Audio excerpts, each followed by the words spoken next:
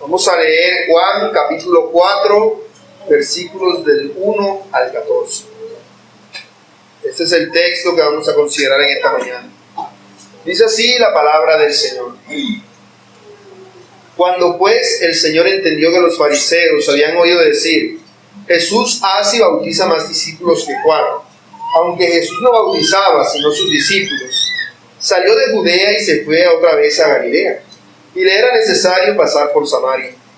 Vino pues a una ciudad de Samaria llamada Sicar, junto a la heredad que Jacob dio a su hijo José, y estaba allí el pozo de Jacob. Entonces Jesús, cansado del camino, se sentó así junto al pozo. Era como la hora sexta. Vino una mujer de Samaria a sacar agua, y Jesús le dijo: dame de beber, pues sus discípulos habían ido a la ciudad a comprar de comer. La mujer samaritana le dijo: ¿cómo tú, siendo judío, me pides a mí de beber, que soy mujer samaritana? Porque judíos y samaritanos no se tratan entre sí. Respondió Jesús y le dijo: si conocieras el don de Dios, y quién es el que te dice dame de beber, tú le pedirías, y él te daría agua viva. La mujer le dijo: Señor, no tienes con qué sacarla, y el pozo es hondo. ¿De dónde pues tienes el agua viva? ¿Acaso eres tú mayor que nuestro padre Jacob, que nos dio ese pozo, del cual bebieron él, sus hijos y sus ganados? Respondió Jesús y le dijo: cualquiera que bebiera de esta agua volverá a tener sed, mas el que bebiera del agua que yo le daré no tendrá sed jamás, sino que el agua que yo le daré será en él una fuente de agua que salte para vida eterna. Amén.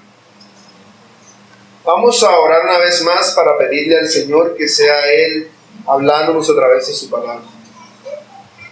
Soberano Dios Todopoderoso, ante ti estamos, Señor, y rogamos tu presencia y tu gracia para con nosotros. Perdona por favor nuestros pecados y háblanos en esta mañana por tu palabra. Ayúdanos a entender, Señor, lo que en tu palabra se nos dice y el mensaje que en ella nos es proclamado. Ayúdanos, oh Dios, para que nuestro entendimiento sea abierto. Señor, que como aquellas personas que no te conocen, el cansancio y el aburrimiento, Señor, no nos distraigan, nos aparte de recibir tu palabra, sino, Dios, que tu Espíritu Santo nos ilumine para que con una mente despierta podamos escuchar el mensaje, entender el mensaje y así al salir de este lugar aplicarlo a nuestra vida. Háblanos, Señor, como le hablaste a aquella mujer de Samaria en aquel día. Háblanos a nosotros, te lo suplicamos, en el nombre tuyo, Cristo. En tu santo nombre te lo pedimos. Amén y amén.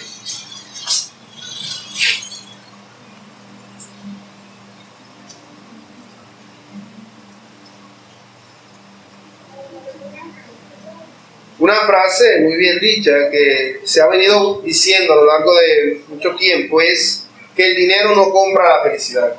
Y es verdad. Por eso, aunque nosotros quizás, yo sé que la mayoría no somos estrictamente pobres, pero tenemos bajos ingresos económicos, a veces nos preguntamos cómo es que personas que tienen tanto dinero, personas que tienen tanta plata para comprar tantas cosas, no son felices. Porque la tendencia natural es esa, a pensar que el dinero da la felicidad, pero eso es completamente errado. El dinero no hace feliz a nadie. Por el contrario, el que más tiene, más quiere. Y entre más dinero acumules, más dinero vas a sentir que te hace falta. Porque no es algo que sacia. Como decía el rey Salomón, es como querer agarrar el viento. Agarras y no atrapas nada. Por eso el rey Salomón fue la persona que Dios hizo más rica que todas las demás personas que han existido en la historia. Y pudo tener todo cuanto él quiso. Dijo: todas las cosas son fatigosas, más de lo que el hombre puede expresar. Nunca se sacia el ojo de ver ni el oído de oír. Las cosas que hay en este mundo no pueden darnos la felicidad. No pueden saciar la sed de nuestra alma. Solamente en Jesucristo se halla aquello que nuestra alma necesita. Aquello que tú necesitas, mi hermano, para poder ser feliz, se halla en Jesucristo. Precisamente por eso es que el autor de este evangelio, el autor humano, el apóstol Juan, lo escribió. Verso que siempre leemos, Juan 20:30. Hizo además Jesús muchas otras señales en presencia de sus discípulos, las cuales no están escritas en este libro. pero estas se han escrito para que creáis que Jesús es el Cristo, el Hijo de Dios, y para que creyendo tengáis vida en su nombre. Tener vida en su nombre significa ser feliz por causa de él, tener gozo, contentamiento, tener una vida abundante, una vida plena, una vida de confianza, una vida en la cual se experimenta el gozo de la salvación. Esto es lo que el apóstol Juan quiere transmitir a lo largo de todo su evangelio. Por eso es que él ha escogido pasajes particulares y específicos de la vida de Jesús y recalcado milagros específicos, precisamente porque él quiere dar un mensaje concreto, el mensaje de la salvación verdadera para todo creyente. Porque recordemos que el evangelio no fue escrito originalmente para que lo leyeran personas inconversas, sino creyentes, personas que ya creían en Cristo, pero que necesitaban creer de tal manera que tuviesen vida en su nombre. Esto es creer continuamente para tener continuamente vida en Cristo Jesús. Precisamente esto fue lo que el Señor Jesús le dijo al fariseo Nicodemo la noche que fue a visitarlo, que fue lo principal que vimos en el capítulo pasado, en el capítulo 3 de este evangelio. Y esto es lo que Juan el Bautista quería que sus discípulos entendieran. Ellos estaban celosos porque Jesús había empezado a ser más famoso que ellos.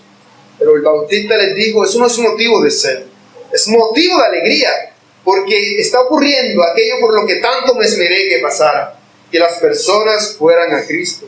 Y es que Cristo es superior a todos nosotros. Su mensaje es perfecto y es eficaz.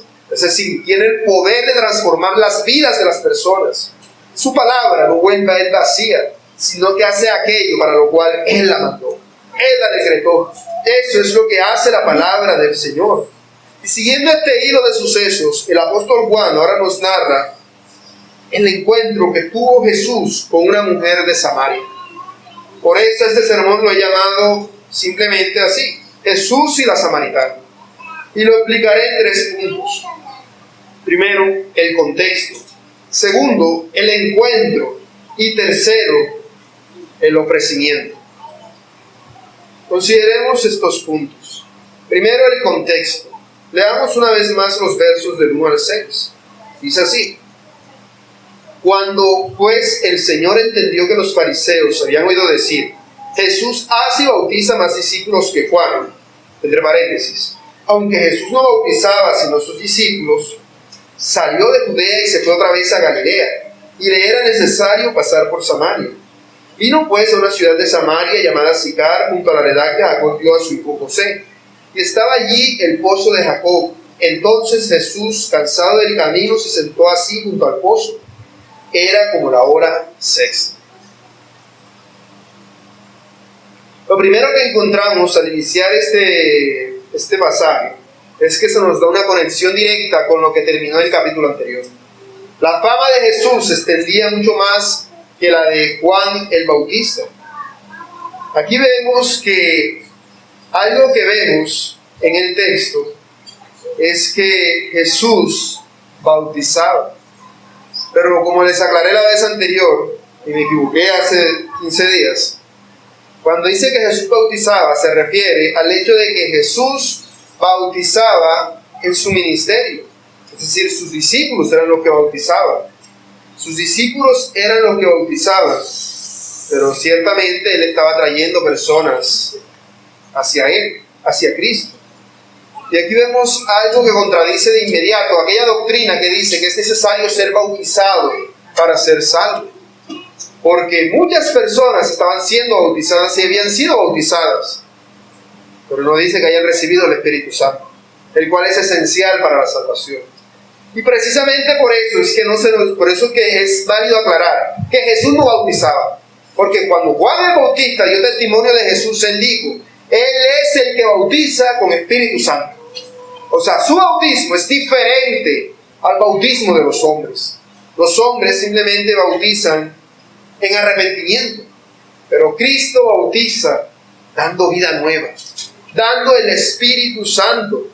Su ministerio verdaderamente era mucho mayor que el de Juan. Jesús estaba demostrando que Él era superior a Juan el Bautista, porque Juan el Bautista era famoso porque las personas venían a Él para ser bautizadas en arrepentimiento, cosa que para un judío era una humillación, porque el judío se supone que ya cree en Dios, y al bautizarse estaba diciendo soy como un gentil. Es como si yo no creyera en Dios. Y ahora vemos que Jesús no bautiza, sino sus discípulos. ¿Qué quiere decir eso? Que para Jesús, Juan el Bautista y sus discípulos estaban en el mismo nivel. Y si Jesús mismo no bautizaba, quiere decir que él era superior a Juan el Bautista. Él era más que Juan el Bautista. Y esto era lo que los fariseos estaban empezando a entender. Estaban empezando a entender que Jesús estaba siendo superior a Juan. Y que si Juan ya era un problema cuando estaba en pleno auge de su ministerio, Jesús llegaría a ser un problema aún mayor. Recordemos que en el capítulo 1, verso 19, los fariseos mandaron una delegación a preguntarle a Juan el Bautista si era el Mesías, porque les preocupaba lo que Juan el Bautista llegaría a ser. Y él les dijo, no, yo no soy el Mesías. El Mesías viene después de mí. Y el Mesías había llegado. Había llegado. Y esto daba un completo rechazo en el corazón de los fariseos.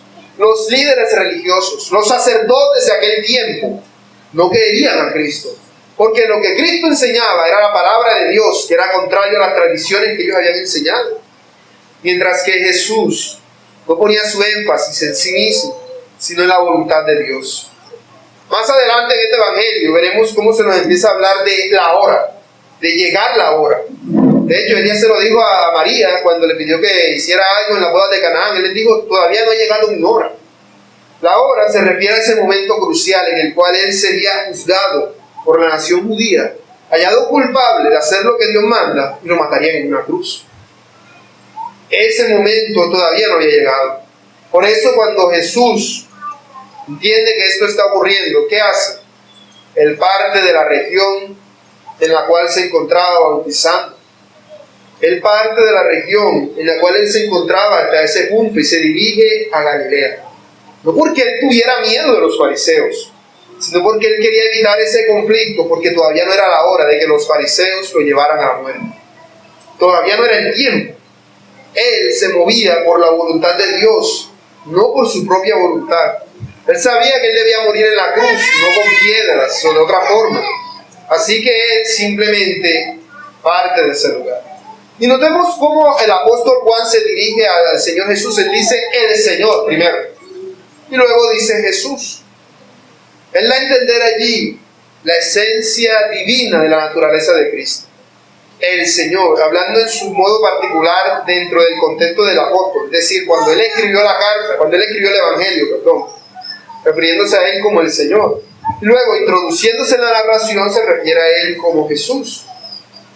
Y Jesús sabía que estas personas, estos fariseos, no iban a creer. Él sabía que muchos eran falsos creyentes. Creyentes que simplemente creían por un instante. Así están llenas muchas iglesias en este día.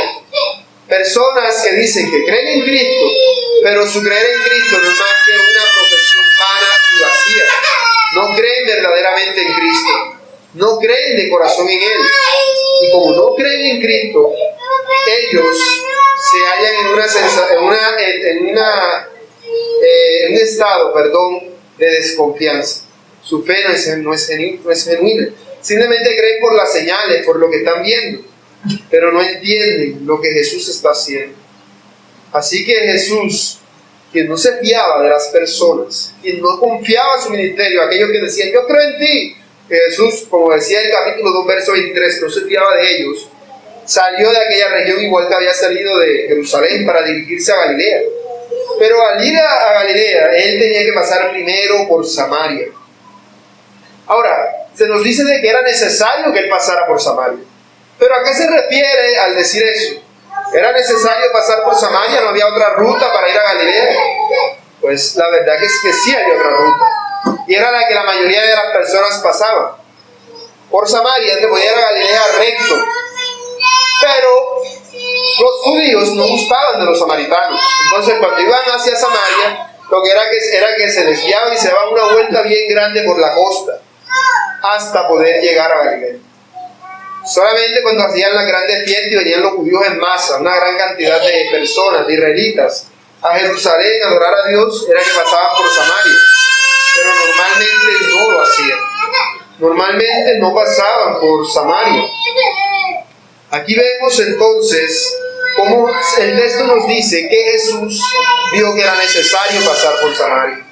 ¿Qué significa entonces esto de ser necesario? Bueno, Jesús ciertamente no pasó por Samaria porque quisiese ahorrar tiempo. No, sino que esa palabrita, necesario, a lo largo de todo el Evangelio siempre se usa con un propósito. Jesús estaba haciendo la voluntad de Dios. Por eso cuando dice que era necesario que Él pasara por Samaria, se refiere a que Él tenía una razón específica para pasar por Samaria. Había un propósito que Él debía hacer en Samaria. Y por eso es que Él iba a Samaria. Quizás sus discípulos entenderían, no, por aquí es más cerca. Pero Jesús sabía que Él tenía un propósito muy especial en ese lugar. Jesús era un ser humano, porque Él es hombre y es Dios 100%, y como tal, Él tiene las limitaciones humanas que todos tenemos. Él se cansa. Jesús tenía que ir al baño. Jesús tenía que dormir. Jesús tenía que comer.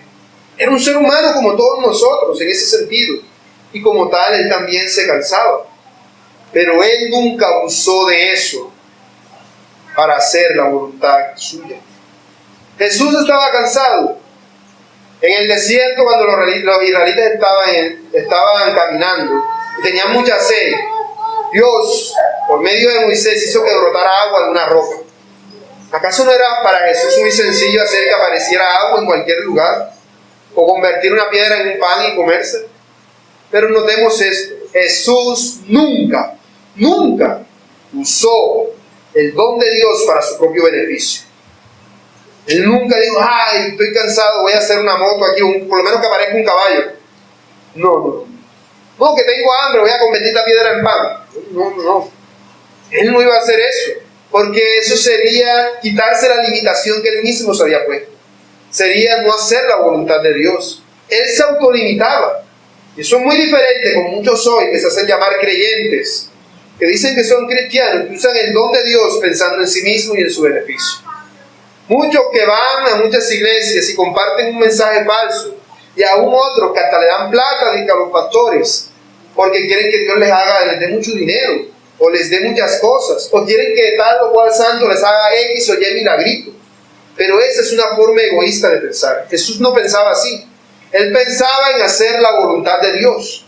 Por eso, aunque Él tenía el poder de hacer milagros, no los hacía sino cuando era necesario, para el beneficio de otros, no para su propio beneficio. Nunca vas a ver a Jesús diciendo, ay, quiero algo que no sabe, voy a convertirla en vino. No. Siempre era en beneficio de otros.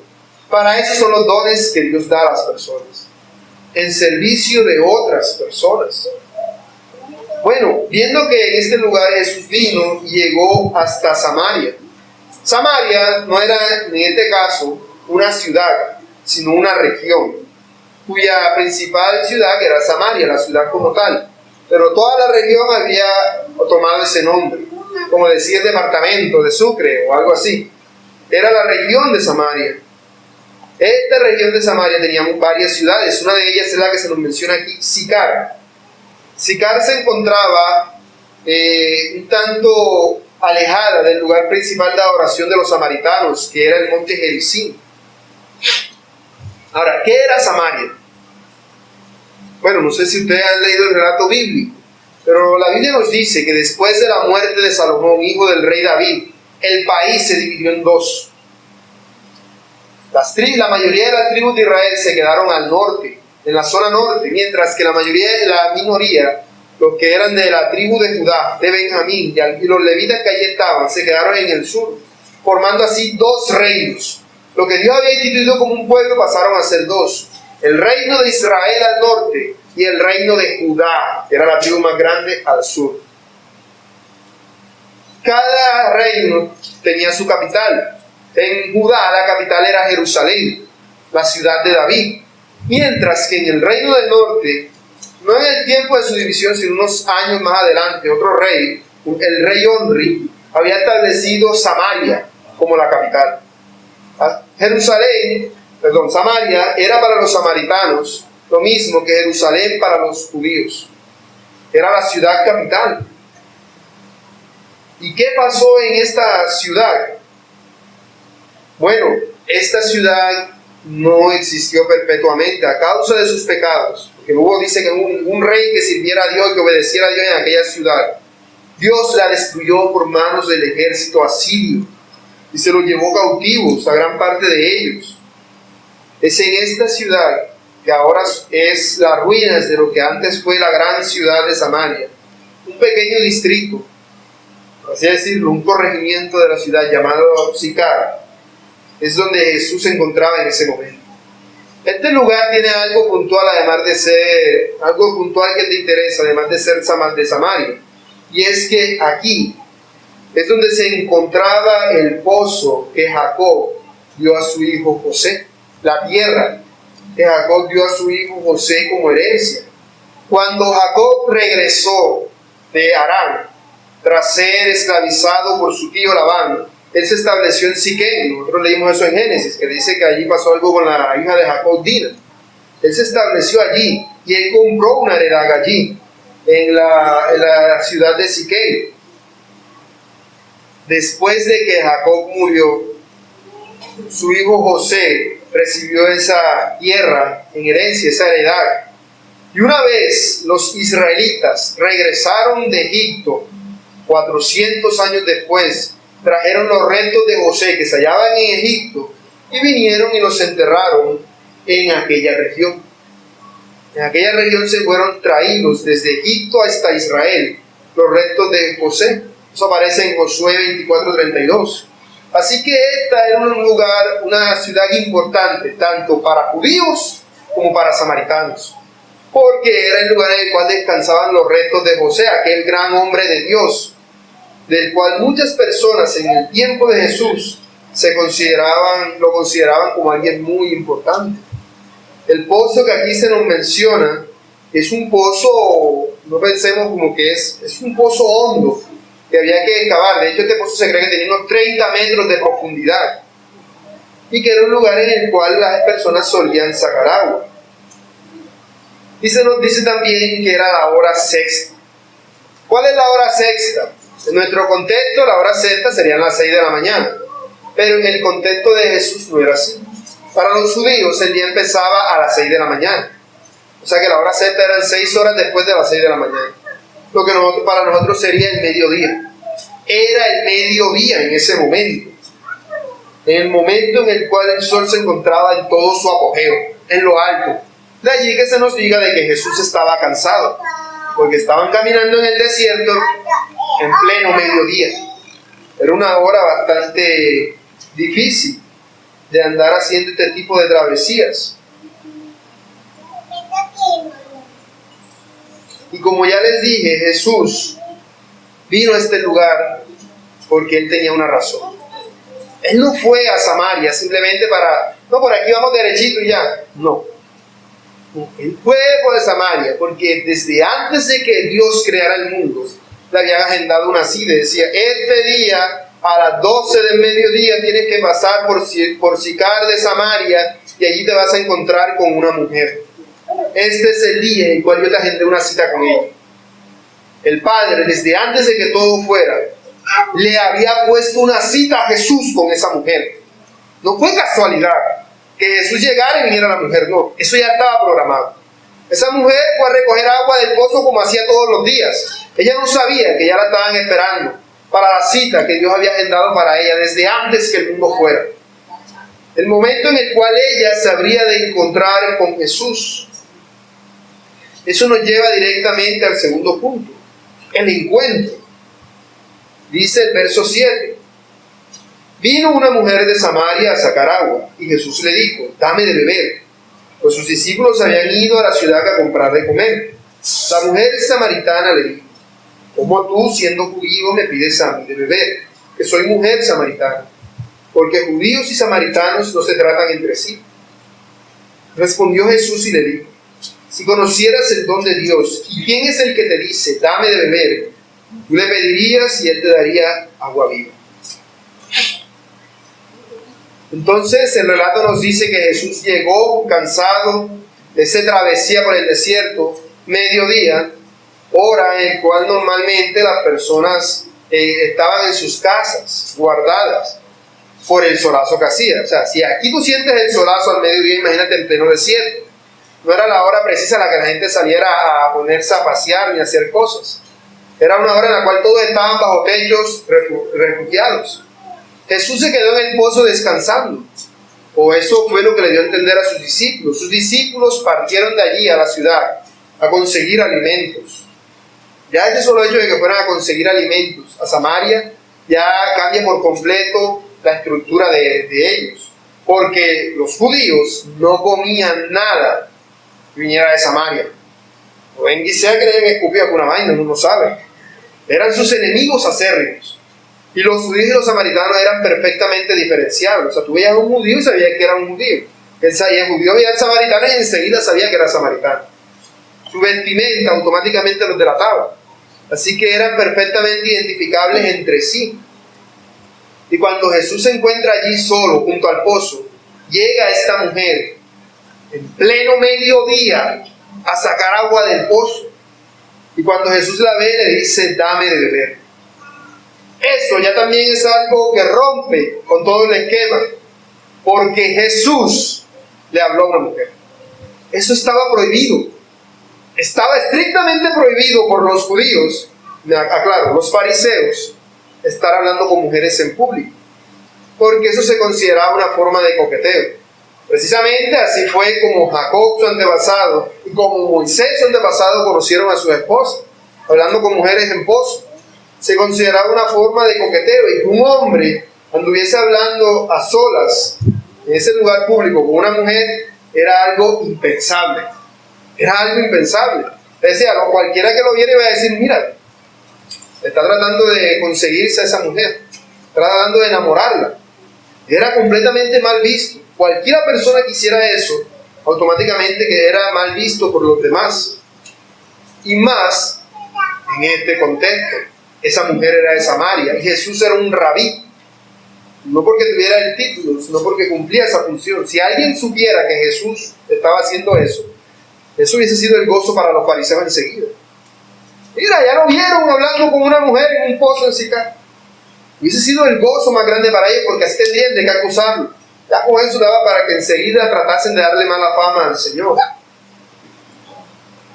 Y nos aclaran de que Jesús estaba solo precisamente porque sus discípulos habían ido a buscar los alimentos. Y vemos que la mujer le dice de inmediato, ¿cómo tú, siendo judío, te pides a mí de beber, que soy samaritana? Ya de por sí era malo que un hombre hablara con una mujer en un lugar público como ese. Pero la pregunta revela que lo que a la mujer más le molestaba no era tanto por un hombre hablando, sino que ese hombre era un judío. Y eso era para ella algo catastrófico. ¿Cómo así que tú, siendo judío, te atreves a pedirme a mí agua? Que soy samaritana. Es algo catastrófico. O sea, encima de que le está, porque el hecho de que un hombre le hablara a una mujer en el contexto de ellos es como cuando tú vas caminando por la calle y un hombre te chifla o algo así. Eso es lo que se entendía en su contexto cuando un hombre hablaba con una mujer en público, de esa manera. Y encima de que ella entendía de que le estaba coqueteando, viene y le dice que le dé agua siendo que es judío. Siendo los judíos completamente repulsivos para los samaritanos. Pero por si eso fuera poco, notemos que el texto nos dice de que Jesús no tenía con qué beber el agua. Él no tenía una tacita, él no tenía un vaso y le iba a decir, mira, échame aquí un poquito de agua para yo bebérmelo. No. Lo que se estaba dando a entender era que Jesús iba a beber del mismo cántaro que la mujer estaba sacando. Y eso era todavía peor. Recuerden que los fariseos, antes de ir a comer, tenían que lavarse como 20 veces las manos y la cara y todo el cuerpo, porque eso era algo impuro. Y ahora Jesús viene y va a pegar la boca del cántaro de una mujer samaritana. O sea, la mujer está trastornada. ¿Cómo es posible que este tipo me esté pidiendo esto a mí? ¿Cómo me va a pedir que le dé de beber agua de mi cántaro? Porque aquí no tiene ni siquiera un tarrito o algo para echarle el agua. No.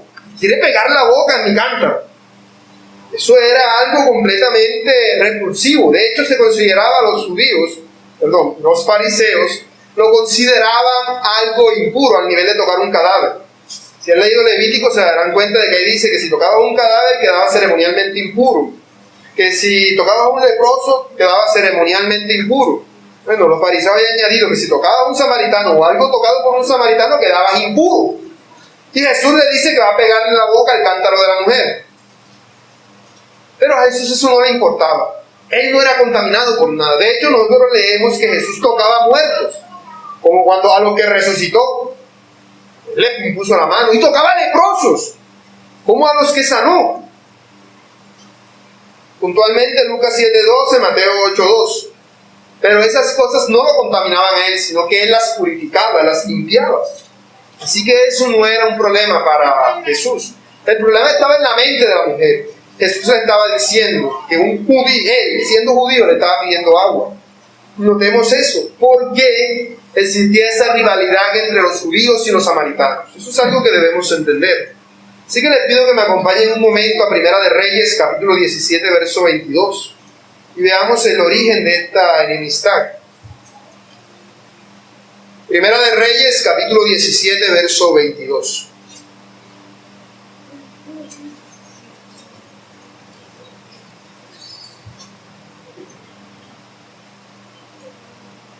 Dice la palabra del Señor hablando del reino del norte, que era llamado Israel. No se refiere al Israel completo, sino al reino del norte. Y dice: y los hijos de Israel anduvieron en todos los pecados de Jeroboam, el primer rey del reino del norte, que él hizo, sin apartarse de ellos, hasta que Jehová quitó a Israel de delante de su rostro, como él lo había dicho por medio de todos los profetas sus siervos. E Israel fue llevado cautivo de su tierra a Asiria, hasta hoy. Y trajo el rey de Asiria gente de Babilonia, de Cuta, de Aba, de Amar y de Sefarbaim, y los puso en las ciudades de Samaria, en lugar de los hijos de Israel.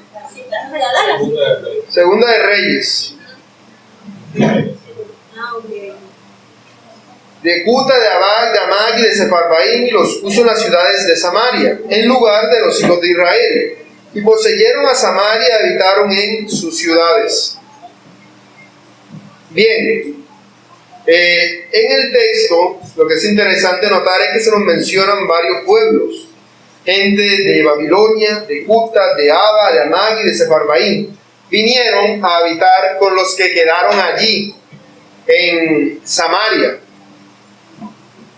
Porque no todos los samaritanos se los llevaron, sino solamente a la mayoría, pero unos que quedaron. ¿Y qué pasó? Que todos esos pueblos se mezclaron entre sí. Con el paso del tiempo, todas estas personas de pueblos diferentes empezaron a mezclarse, y la identidad patria de cada uno de esos pueblos empezó a desaparecer. Para eso era que los asirios hacían eso. Ellos no se llamaban a la gente y dejaban eso vacío. Ellos los mezclaban para que naciera un pueblo mixto que no tuviera identidad propia y pudiese ser adoctrinado a la doctrina del imperio, para que terminasen siendo asirios. Ahora, al hacer esto, no solamente se mezclaron físicamente, sino culturalmente y por ende religiosamente. Terminaron siendo mezclados. Así, la adoración a Dios se mezcló con la adoración a todos los ídolos de todas estas personas. Y empezaron a revolver una cosa con la otra. Empezaron a revolverlo de tal manera que la adoración a Dios perdió su forma. Y terminó surgiendo un tipo de adoración nueva a Dios, que no era la que la Biblia indicaba. No era la forma que Dios había establecido en Levítico y en Deuteronomio, no, era una forma diferente, que mezclaba a Dios con todo este tipo de ritos paganos. Eso era lo que estaba pasando. Esto llegó a tal punto que los samaritanos solamente terminaban considerando inspirados los 5 primeros libros de la Biblia: Génesis, Éxodo, Levítico, Números y Deuteronomio. Hasta ahí llegaba la Biblia para ellos. Los demás libros no eran inspirados, eran apócrifos. Ellos no creían en la inspiración de los demás libros de la Biblia, porque ellos decían que esos libros no eran verdaderos. Además, este odio fue creciendo. Esta mezcolanza hizo que surgiera, el odio entre los judíos, quienes no querían contaminarse con ellos. Ellos sabían que Dios los había destruido por causa de su pecado, así que mantuvieron la distancia. Y los otros empezaron a sentirse discriminados por esto. Pero los judíos también se apartaron de Dios, y Dios los llevó durante 70 años presos a Babilonia. Y cuando regresaron, ellos, bajo la guía de Esdras y Nehemías, empezaron a reconstruir el templo en Jerusalén, que había sido destruido por el rey de Babilonia. ¿Y qué pasó? Bueno, en Esdras 4 se nos relata que los samaritanos querían ayudar a los judíos a reconstruir el templo. Decían, no, así podemos adorar a Dios nosotros también. Y los judíos les dijeron, no, nosotros no queremos su ayuda. No venga y sea que nos contaminemos con ustedes. No queremos tener esa contaminación de que terminemos absorbiendo su cultura. Porque obviamente el templo no era algo que iban a construir en un día, en una semana. Eso tomó años y años y años, en el cual ellos hubiesen tenido que pasar mucho tiempo relacionándose entre sí. Eso solamente fomentó el odio en el corazón de los samaritanos. Si antes se sentían discriminados por los judíos, ahora se sintieron todavía más, a tal punto que dijeron, no, nosotros a Jerusalén no vamos a adorar a Dios ni sin nada, vamos a adorar a Dios en otra parte. Así que fueron y buscaron el monte Gerizim y allí construyeron un templo a Dios, para ellos adorar a Dios a su manera. Así hicieron la rivalidad a Jerusalén. Ellos tenían el templo en Jerusalén y los samaritanos tenían su templo en el monte Gerizim. Pero por si eso fuera poco, como un siglo antes de la venida del Señor, del nacimiento del Señor, los judíos fueron y destruyeron el templo de los samaritanos en el monte Gerizim.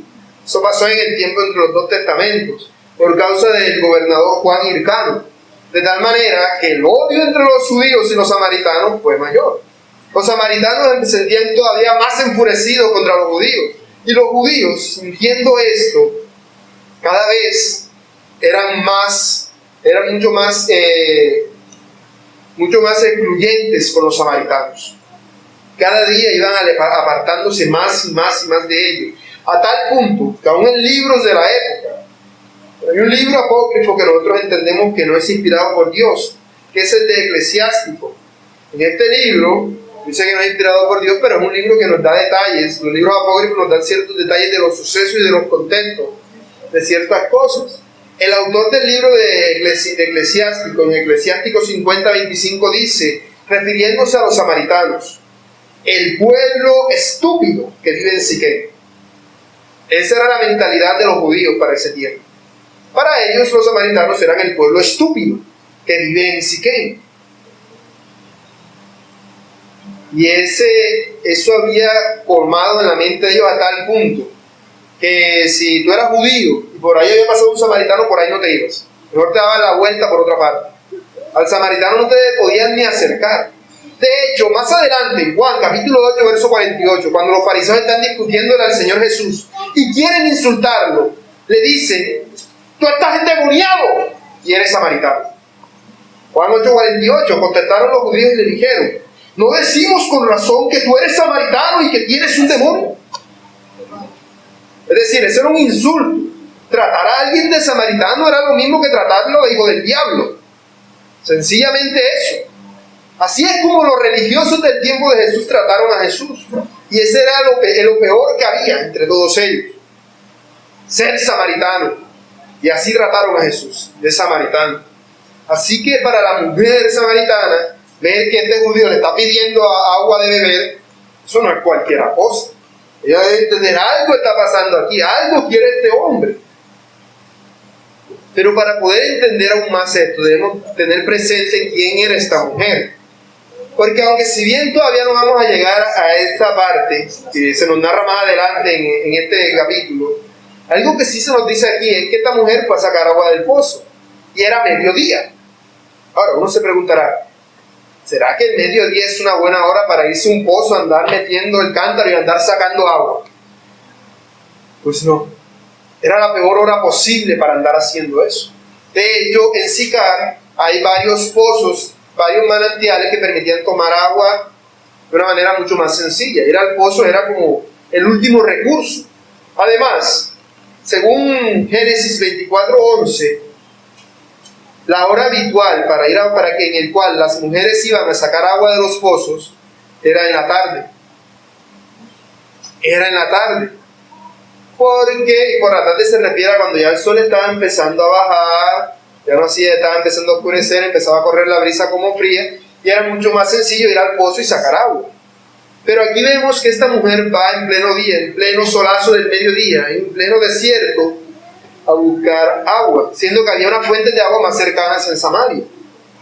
Eso nos da a entender algo que se aclarará más adelante, y es que esta mujer era una despreciada entre los samaritanos.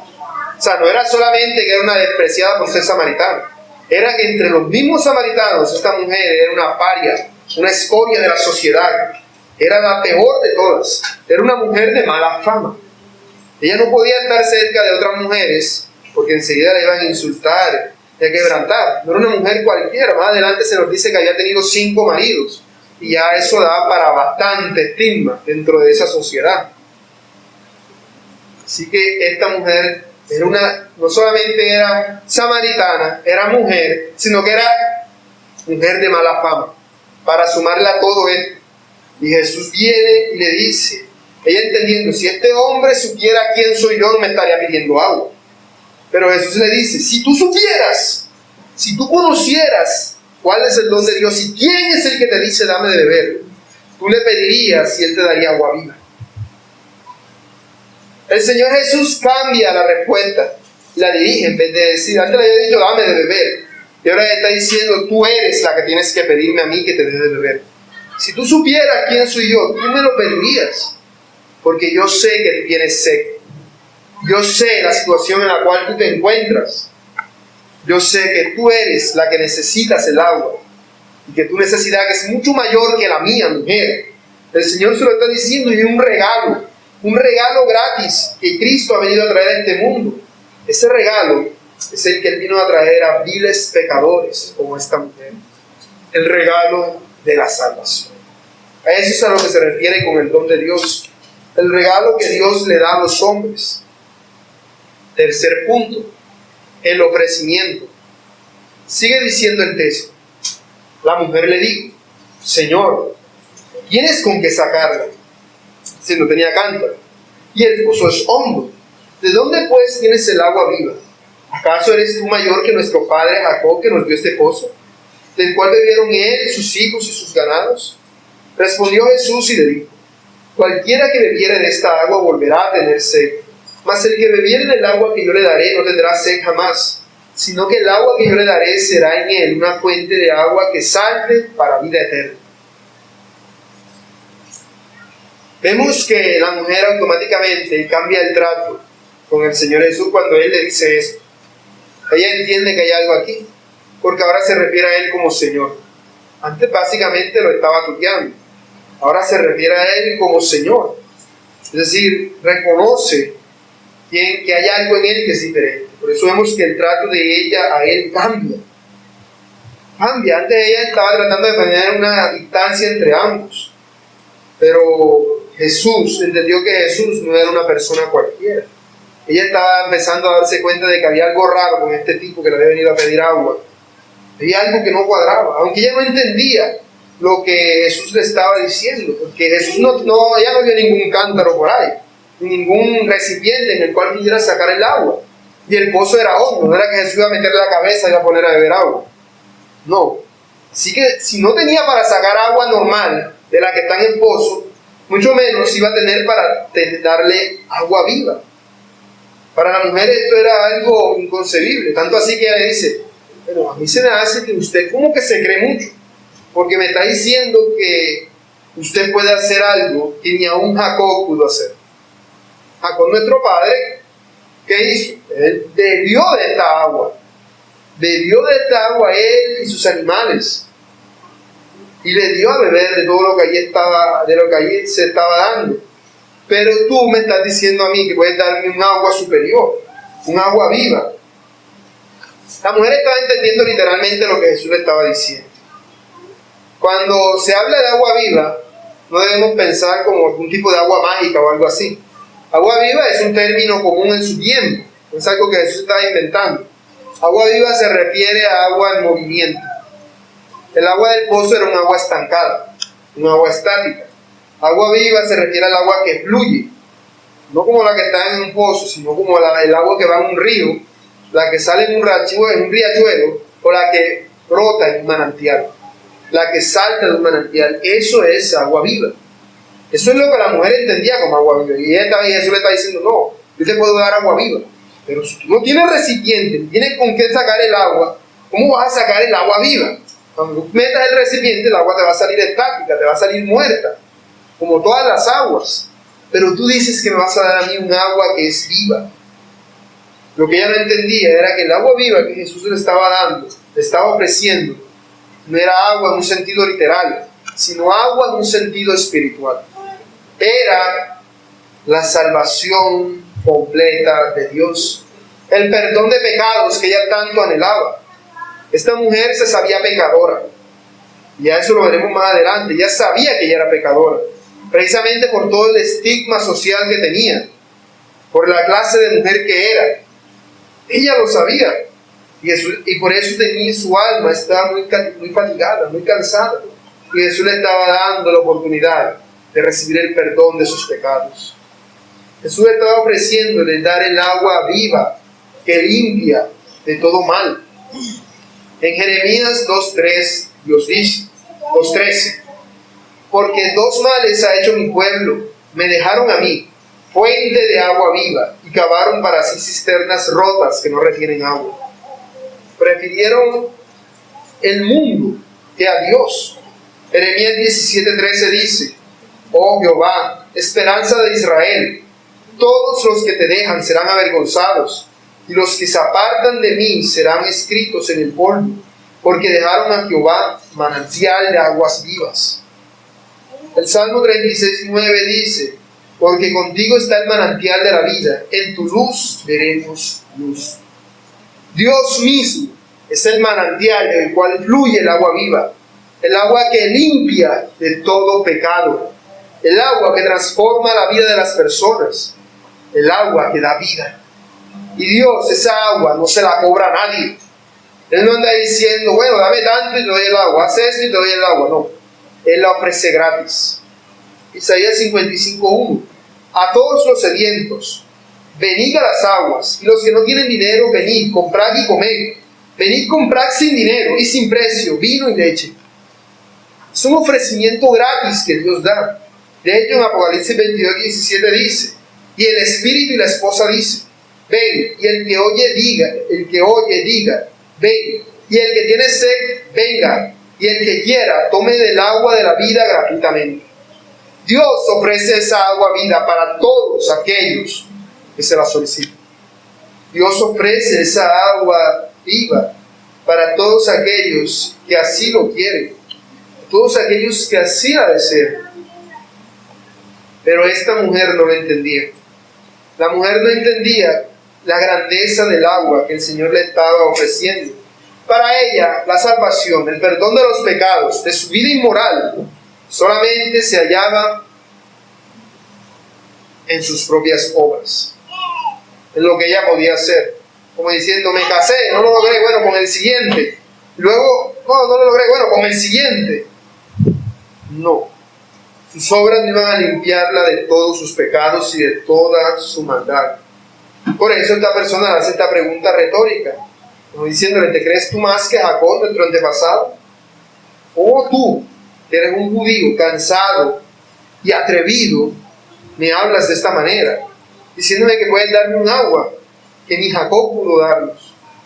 Y es que, como ya les dije, tanto los samaritanos como los judíos tenían en alta estima a Jacob, a José, a Abraham. Los tenían en alta estima. Los samaritanos tenían en muy alta estima el ser descendientes de José, aquel que fue gobernador de Egipto en algún tiempo, porque ellos eran descendientes de José por el lado de Efraín, el hijo principal. Aquí vemos que la samaritana, al hacerle esta pregunta, está entendiendo algo de lo que Jesús le está diciendo. Tú me dices que eres más que todos estos grandes hombres. Tú te crees más que todos aquellos que fueron antes que fueron antes que todos nosotros. Y es que verdaderamente lo era. Jesús es más que todas las demás personas. Por eso, ningún santo, ningún pastor o ninguna otra persona puede llegar a ocupar ese lugar que solamente Cristo tiene. Él es el que es superior a todos. Aún Juan el Bautista, de quien Jesús dio testimonio diciendo que entre los nacidos de mujer no hubo otro mayor que él, dio testimonio de que Jesús era superior a él. Jesús es mayor y es el único que puede darnos el agua de la vida. El agua viva solamente puede ser ofrecida por Cristo, por nadie más. El comentarista D.A. Carson dice: la mala interpretación se combina con la ironía de que la mujer estuviera equivocada 2 veces. El agua viva que Jesús ofrece no provenía de un pozo común y corriente. Y segundo, Jesús de hecho es mucho más grande que Jacob el patriarca.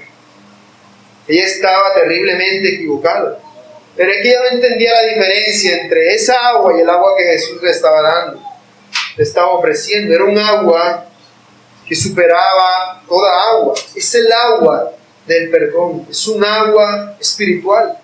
El que bebe el agua normal vuelve a tener sed al poco tiempo, vuelve a tener sed poco tiempo después de eso. Sin embargo, el que bebe el agua que Jesús da ya no volverá a tener sed nunca más. Así que no se trataba del agua que ella estaba imaginando, era un agua superior, y Jesús le está aclarando: tú piensas que yo te estoy ofreciendo un agua viva, un agua corriente, un agua de río, pero no, te estoy ofreciendo un agua que sacia la sed para siempre. El que bebe de esa agua satisface su sed y recibe la vida eterna, la vida que solamente Dios puede dar cuando se cree en el Evangelio. Ahora, la grandeza no estaba en el agua, sino en aquel que le ofrecía el agua. Por eso Él dice que esta agua le saltará para vida eterna. Si la mujer no había entendido, con esto que Jesús le había dicho, en este momento estaba entendiendo que este hombre se estaba como que igualando a Dios, porque estaba ofreciéndole un agua que quitaba la sed para siempre. Ahora, ¿a qué se refiere con la sed? Bueno, obviamente, si el agua es espiritual, la sed a la que se refiere es espiritual. Esa es la necesidad no del cuerpo, sino del alma. Como dice el Salmo 143:6: extendí mis manos a ti, mi alma a ti, como la tierra sedienta. Nosotros, los seres humanos, tenemos sed natural, pero también tenemos sed espiritual, sed de Dios. Y Cristo es el único que puede saciar esa sed. Él es el único que satisface para siempre. El que bebe del agua que Él da queda completamente satisfecho. Y esa agua es un agua que quita la necesidad del corazón. Pero debemos entender algo. El hecho de que el agua quite la necesidad del corazón no quiere decir que el creyente entonces ya no vuelva a tener sed en un sentido absoluto, como diciendo bebió del agua y se le quitó la sed para siempre. No es excluyente, porque no se refiere a eso en ese sentido. Juan Calvino lo explica de la siguiente manera: las palabras de Cristo no contradicen el hecho de que los creyentes hasta el final de sus días desean ardientemente una gracia más abundante, porque no dice que bebemos y ya estamos satisfechos desde el primer día, sino que el Espíritu Santo es un pozo que fluye constantemente. Así que para aquellos que son renovados por la gracia espiritual, no hay peligro de caer en la sequía. No se trataba del agua, sino de Cristo. Sino de Cristo que ofrecía el agua. Por eso vemos que no es solamente el agua, sino que lo que se ofrece es un manantial del que fluye agua. Juan 7:38, lo que leía al presidir: el que cree en mí, como dice la Escritura, de su interior correrán ríos de agua viva. Es decir, Jesús simplemente no está ofreciendo el agua, está ofreciendo la pluma y todo, con todo y tubería y todo conectado ya al pico, y abierta todo el tiempo, para que la persona pueda beber de esa agua siempre. Es una conexión directa y continua. No es el agua, es el manantial.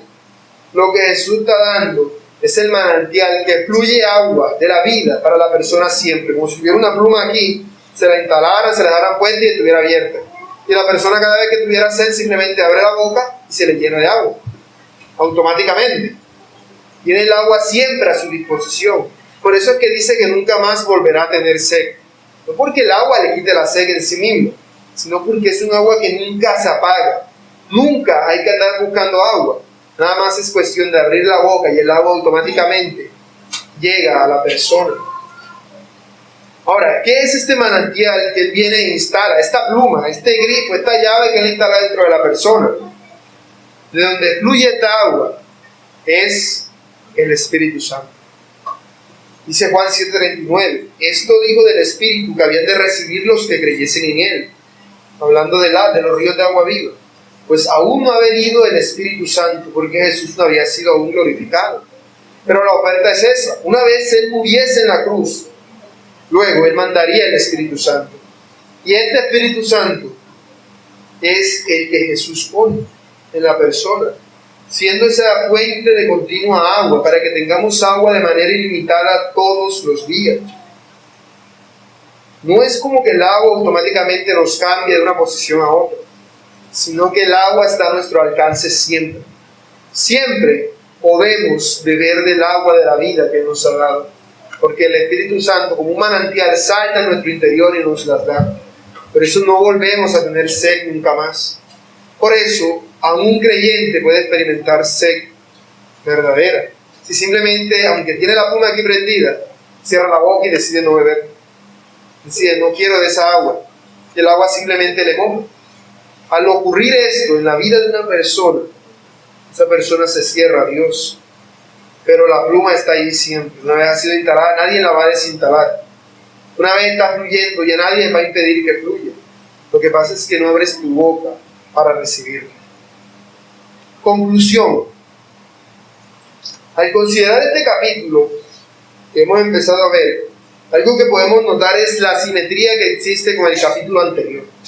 El capítulo anterior nos presenta a un hombre súper importante de la nación de Dios, a Nicodemo, un fariseo que se creía ya salvo. Y aquí nos muestra a una mujer insignificante, de un pueblo insignificante, con quien Jesús tuvo una cita. Nicodemo fue a ver a Jesús, pero Jesús fue a ver a la samaritana. Con Nicodemo, que era el que se supone que más sabía, el sacerdote, el cura, Jesús le habló acerca de la salvación. Mientras que con esta mujer, Jesús empezaría a centrarse acerca de la adoración. Es el tema siguiente. Jesús empezaría a centrar su temática en la adoración y la necesidad de tener instalada la fuente de agua viva, el manantial de agua viva, para poder adorarle. Humanamente uno pensaría esto al revés. Oye, pero ¿no debería ser más importante Nicodemo, que ya se sabe la Biblia de memoria, y ya entiende todas estas cosas, y ya tiene un conocimiento de Dios, que la samaritana? Jesús pudo haber ido a ver a Nicodemo y esperar a que la samaritana viniera a él, pero no fue así. En realidad Jesús no hace ese tipo de distinción. Y para Jesús, el menos importante en esta tierra es el más importante. El que las personas pasan desapercibido es aquel a quien Él siempre percibe, con más fuerza y más intensidad. Y todos nosotros tenemos esa necesidad, al igual que Nicodemo y que la mujer samaritana, de beber del agua viva. Tú, mi hermano, también lo necesitas. Sin esa agua, tu sed no es satisfecha. Sin esa agua, tu vida no está completa y no eres feliz. Y como que le falta algo a mi vida, como que hay algo que no puedo lograr, porque no tienes la fuente. No tienes la fuente que te permite disfrutar del agua viva. Y tú, mi hermano, que eres creyente y que has recibido la fuente, que es el Espíritu Santo, ¿has bebido de esa agua? ¿Sigues bebiendo con ella como al principio? ¿O la has descuidado y has dicho, bueno, al principio bebía bastante, pero ya como que maná todos los días aburre? Como que ya todos los días este tipo de cosas con Dios cansan. Considérate, hermano, si en realidad que estás viviendo la vida cristiana de una manera correcta, si en realidad que estás bebiendo del agua que salta para vida eterna, si está instalada en ti la fuente, y si está la fuente, estás bebiendo de ese manantial que es el Espíritu Santo que Dios te ha dado. Y si Dios te ha dado ese Espíritu Santo, ¿por qué te afliges? ¿Por qué experimentas tristeza? ¿Por qué experimentas dolor? Allí está la solución. El problema es que no abres tu boca para beber del agua que Él te da. Abre tu boca y bebe del agua que Él te da. Abre tu boca y deja que Él te dé agua viva en tu corazón para que te limpie de todo mal. Y tus tristezas pasarán. Tus dolores menguarán y tus aflicciones parecerán como si nada. Si de verdad bebes el agua que Dios te ofrece, el agua que Cristo da, el agua que salta para vida eterna. Y si lo haces, mi hermano, ¿qué no harás tú con esa agua? Si encontraras un tesoro muy valioso, ¿acaso no lo compartirías por lo menos con las personas que son importantes para ti?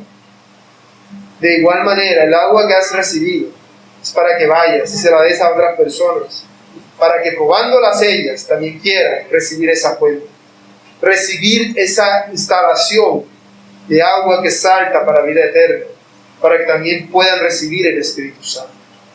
El Espíritu Santo es el regalo que Dios nos ha dado. Y si no somos verdaderamente felices en esta tierra, es simplemente porque no hacemos uso del Espíritu Santo que Él nos dio. No estamos en plena comunión con Él. Por eso vienen los dolores, las aflicciones y los pesares.